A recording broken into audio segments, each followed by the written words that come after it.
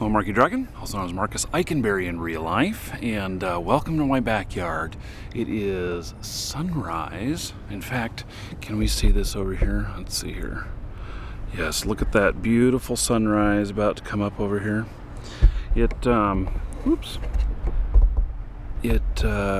is wonderful living out here on a lake like this because I get to, I get to see so much more of the sky and everything and all the wildlife. Now, there's not very much wildlife out this morning because, well, I think it's because it's so cold. It's like 48 degrees. Oh my God, it's so cold. It's funny, here in Florida, everybody freaks out when it gets below, say, 60. And then when it gets down to freezing, wow, yeah. It's not quite a run on the grocery stores, but, close. So, anyway, I got this great question from Meridanus. And he says, AKA Batty. And he says, business versus ethics. Hello, Marky. I'm a regular viewer of your channel. Keep up the great work. I have at least one. You have at least one fan in Germany. Oh my God, I have a fan in Germany. Well, thank you, Mr. Number One fan in Germany, or one fan in Germany. I was wondering who in Germany was watching. Now I know. Okay, so recently I was wondering, in your career as an entrepreneur, did you ever run into a situation where you turned down a good business opportunity for ethical reasons? Wow, that is a really good question. Or did you maybe take an opportunity despite your moral reservations? I know these questions are rather serious and personal, so I won't be mad if I don't receive an answer. Well, you're going to get an answer. So, there's some obvious stuff, like the fact that I was asked, with our anti-fraud technology that we developed back when in one of my previous companies, we developed a way. In fact, I used that knowledge to build our new anti-fraud, which is so much lighter and so much easier and just works so much better. So we've been using it for video game industry, and I used to say that we were in gaming. Well, and what happened is that the keywords that we had or whatever started to get the attention of the poker industry and online poker because they have a lot of fraud attempts. I mean, I don't see why, but apparently there's a lot of fraud attempts where people will try and use stolen money to play in poker, and maybe they'll put somebody else in the game as well. And they'll intentionally lose to them, and they'll lose the stolen money. The other person will win it legitimately, and then the poker company, the online poker site, is out of the money. So, because when it comes back as a chargeback or fraud. Anyway, I was approached by the online gambling industry, and they asked that we provide anti-fraud services for them. And I thought about that a little bit. I thought to myself, wow, there's probably an opportunity to make a whole lot of money. But at the same time, I decided that I got my neighbor's dog here. He's about to come attack me. He's coming. But at the same time, it was not something that I believe in. And so, when I say I don't believe in gambling because it does, there are people who have addiction problems with it, but there's also the issues of just the moral, the moral issues, the issues of society with gambling. And how places where there's gambling, there's higher crime, there's more poverty, It's really just overall not as good for society as other things that they could be doing. And it is a form of entertainment and stuff, and as long as it stays a form of entertainment, it's perfectly fine. Myself, I don't play the lottery. If the lottery gets really high, well, I shouldn't say I don't. I should say that when I do, it's very rarely, and it's only when it like gets up into a couple $100 million for the lottery, and then I'll buy one ticket, which is not the behavior of someone who's addicted to it. And then for other gambling stuff, I am very good at Texas Hold'em. I definitely win more than I lose on that, and every time I've played at a casino, I have come back with at least double my money. I've never come back. I've played 6 or 7 times at a casino, and I've never come back without doubling my money, at least. So, but that's because I know when to leave the game. Things are going good and everything. I just go out on top, which does piss off other people, the players. They're like, you should really allow us to win some of that money back. And I'm like, no, I've played my 20 hands and I've more than doubled my money and I'm good to go.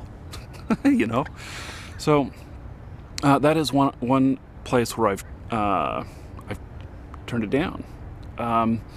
There's other stuff like I'd probably made an excellent drug dealer. I could have really, made a whole lot of money dealing drugs, but just not in my moral makeup. There's other stuff. I was actually a friend of mine, and this goes back to the days of pre-internet. A friend of mine. Oh, I'll tell you this funny story. Oh my God, this is so funny. Because I had this friend who was in the porn industry, and he was not like one of the actors, if you can call them actors. He wasn't one of them. He owned a BBS, which was a bulletin board system, which was something that allowed people to. This is pre-internet, and maybe most of you remember like AOL and stuff having to do dial-up. Well, AOL was a BBS, and it started out that way. Basically, people would dial into it, and they could get some of the content that was right there, and they would have to make it first a long-distance call. So they did a lot of 800 numbers, but it was very, very expensive. And with it being so expensive and everything, it didn't get a whole lot of traction in the beginning. But so you could dial into one of these BBSs, and you could then, it was ANSI graphics and stuff. It was menus like you see on the old computers, and you could choose a room, which was like a game. Play Trade Wars Online was one of the games I played all the time.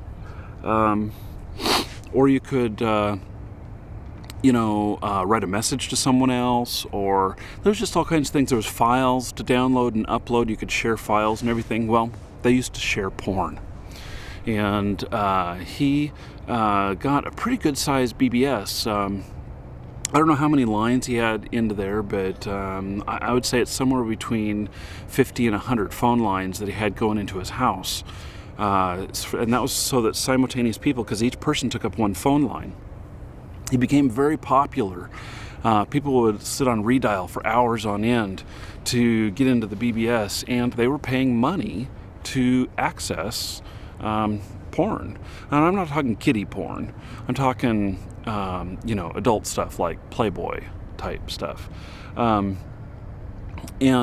so, anyway, he got this call one day, and it was from the Oprah Winfrey Show. And this guy was a real numbnut. He was a real winner. And he wasn't like friends I had beers with all the time. He was just more of a casual friend. And he said that the Oprah Winfrey Show called, and he was so excited because they were going to fly him out there, all expense paid and everything. They wanted to have him on the show as a successful entrepreneur. Well, he got out there and everything, and he ended up being the bad guy on the show. And this is back when Oprah would confront people and stuff like that. I mean, I know the Oprah Winfrey Show is not on anymore, but Oprah started out sensational, like Maury Povich and stuff like that, Jerry Springer. And it wasn't as off the wall as those shows, but that's her roots in her show. And she would get people on, she would confront them and everything. Well, he had the show was about, I don't know, victims of porn or something like that, and so they had him on as the bad guy, and he didn't know it until he got out there on the show.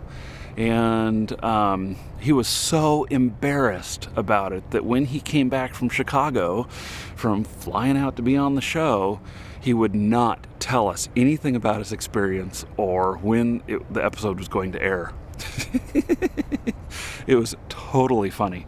So anyway, you know, I had the opportunity that I could have started dealing with porn and selling that. I was there right in the beginning of the internet with that, and there's a lot of people that made a whole lot of money with that, but it just decided that it wasn't for me. And the measure that I use is whether or not I would be willing to tell my mom or my grandma what I do for a living. If I'm able to do that, then I would be able to, I could say, okay, then it's okay for me to do it. And I would not feel comfortable about telling my mom, saying, hey, yeah, I sell porn. Yeah, no, just isn't gonna happen. So, I hope that answers your question. A couple of good stories about that. I had forgotten about that stuff, so that was a lot of fun. Anyway, thank you very much. Take care and subscribe right up there.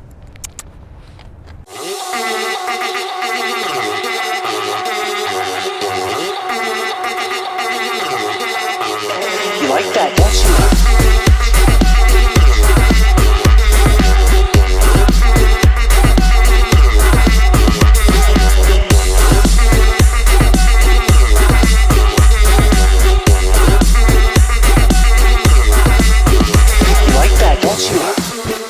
Eyebrows are even black. Have my aunt put it on. Makeup. Yeah, it's not really dyed. The eyebrows aren't. Yeah, like these. I was listening to dubstep before a lot of you were wearing diapers, alright? You like that, don't you?